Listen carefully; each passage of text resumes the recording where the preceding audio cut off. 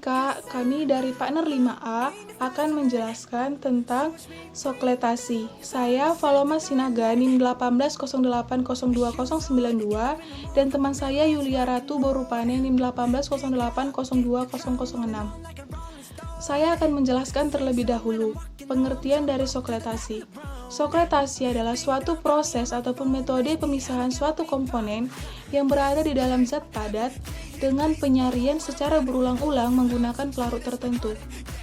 Proses sokletasi ataupun metode sokletasi ini menggunakan prinsip like dissolve like, di mana senyawa polar akan larut dalam pelarut polar dan senyawa nonpolar akan larut dalam pelarut nonpolar. Apabila penyarian telah selesai, maka pelarut akan diuapkan dengan menggunakan rotary evaporator sehingga terpisah antara si pelarut yang kita gunakan sebelumnya dengan si zat yang kita ingin isolasi. Syarat pelarut yang kita gunakan, yang pertama itu pelarut yang digunakan itu harus mudah menguap. Contohnya itu ether, enheksan, alkohol, dan lainnya. Yang kedua itu pelarut yang kita gunakan itu memiliki titik didih yang rendah. Yang ketiga itu, pelarut yang kita gunakan itu tidak melarutkan si zat yang ingin kita isolasi. Yang keempat itu, pelarut akan lebih cepat terpisah setelah pengocokan.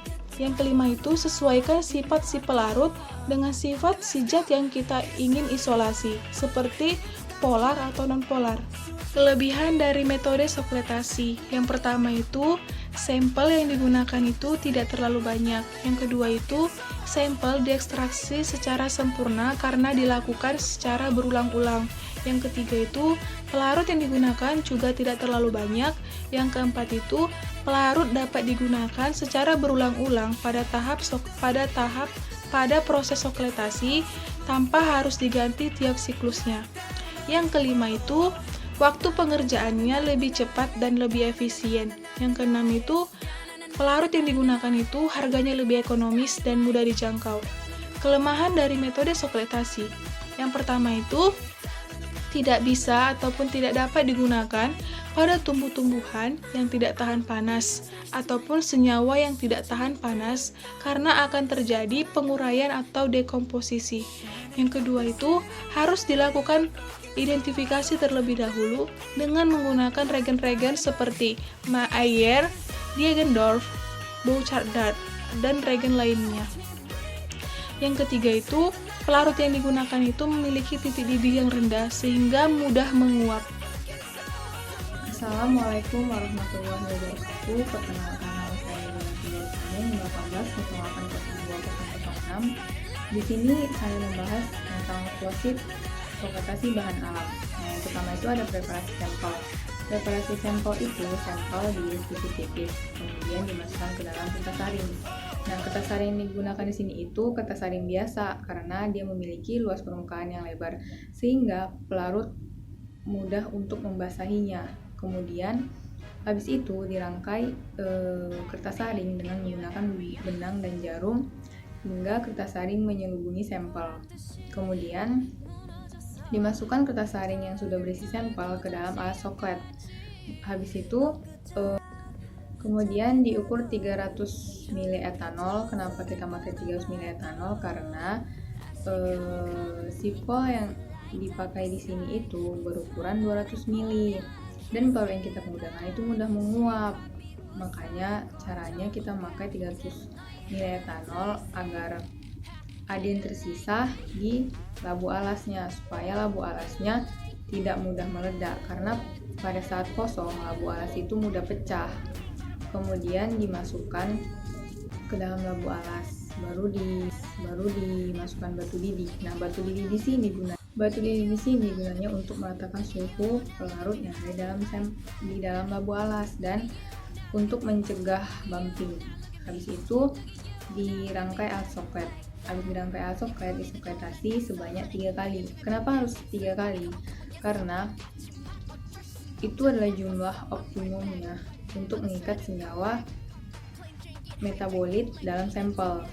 Jadi kalau misalnya lebih dari 3 siklus, pelarut akan berkurang. Kemudian dimasukkan ekstrak yang diperoleh tadi ke dalam labu didih, baru dipekatkan ekstrak dengan menggunakan rotary evaporator dengan suhu 78 derajat Celcius. Kenapa dengan rotary evaporator? Kenapa tidak dengan water bath atau penanas air?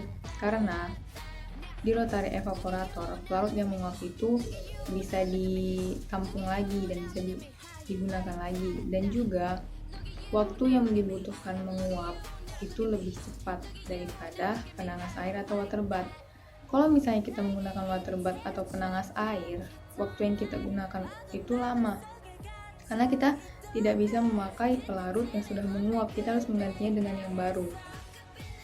Nah, habis itu diuji ekstrak yang diperoleh tadi dengan reaksi alkaloid, flavonoid, terpenoid atau steroid. Baru yang kedua itu uji alkaloid. Nah, uji alkaloid itu sampel dimasukkan ke dalam 3 tabung reaksi. Tabung pertama itu ditambahkan reaksi Mayer. Reaksi Mayer ini berwarna kuning muda, kemudian dia mati perubahan terjadi. Lalu yang kedua itu tabung kedua ditambahkan reaksi Boch-Handat, dia berwarna putih tetapi dia berada di botol kaca gelap karena dia pekat. Kemudian dia mati perubahan yang terjadi. Habis itu ditambahkan tabung ketiganya ditambahkan reaksi Diagendorf. Diagendorf ini juga berwarna putih tapi dia berada di dalam botol yang pekat, dia mati perubahan yang terjadi. Baru yang ketiga itu ada uji flavonoid. Nah, uji flavonoid itu sampel dibagi ke dalam 4 tabung reaksi. Tabung pertama itu ditambahkan FeCl 5%. FeCl di sini berwarna orange, baru ditambahkan dia mati perubahan yang terjadi. Baru tabung kedua itu dimasukkan NaOH 10%, itu berwarna putih tapi dia berada di dalam botol kaca hitam, dia mati perubahan yang terjadi. Baru tabung reaksi ketiga itu ditambahkan H2SO4 pekat, dia juga berwarna putih tapi dia berada di dalam botol kaca warna hitam, dia mati perubahan yang terjadi. Baru tabung ketiga ditambahkan Mg sebu magnesium solid, dia itu berwarna abu-abu kalau nggak salah ya. Terus habis itu ditambahkan sama HCl pekat, ya dia mati perubahan yang terjadi. Baru yang ketiga itu ada uji terpenoid atau steroid, dan sampelnya tuh dibagi ke dalam tabung reaksi sama plat tipis. Di tabung reaksi itu ditambahkan reaksi Salkowski, dia mati perubahan terjadi, dan di tabung di plat tipis tadi ditambahkan CSO4 1% sama H2SO4 10%, dia mati perubahan terjadi hasil. Nah, kalau yang saya tahu hasil dari Mayer itu, dia itu nanti hasilnya ada endapan putih kekuningan, kemudian yang hasil ditambahkan FeCl 5% itu nanti koloid hitam. Dikatakan koloid itu jika kita senter larutannya dia tidak tembus cahaya, itu yang dinamakan koloid. Sekian yang dapat saya sampaikan. Mohon maaf jika ada yang kurang karena saya juga masih tahap belajar. Terima kasih dan semoga video saya bisa membantu kalian untuk belajar. Terima kasih.